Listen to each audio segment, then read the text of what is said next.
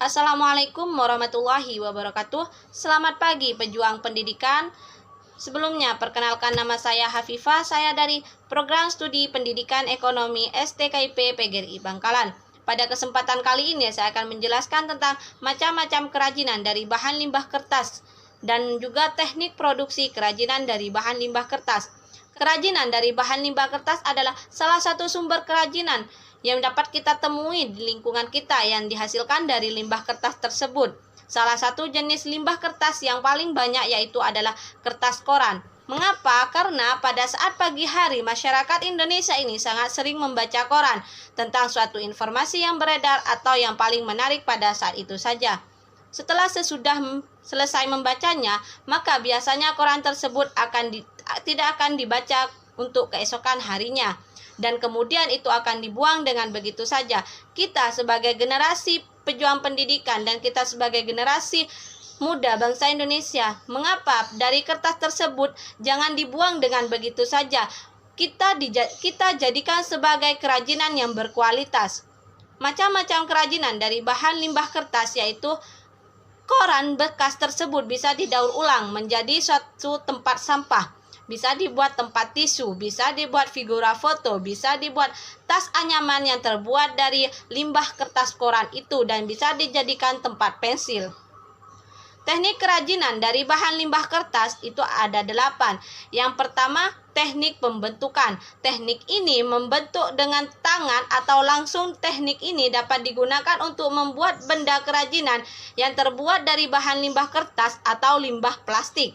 Yang kedua yaitu teknik lebur. Teknik ini digunakan apabila sang perajin ini ingin mendaur ulang seperti kaca, besi, atau yang bisa disebut dengan bahan anorganik, kemudian dijadikan suatu barang yang baru.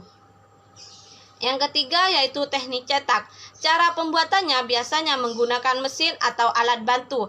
Biasanya bahan limbah ini anorganik yang dileburkan atau dilelehkan terlebih dahulu, kemudian dibentuk atau dicetak kembali.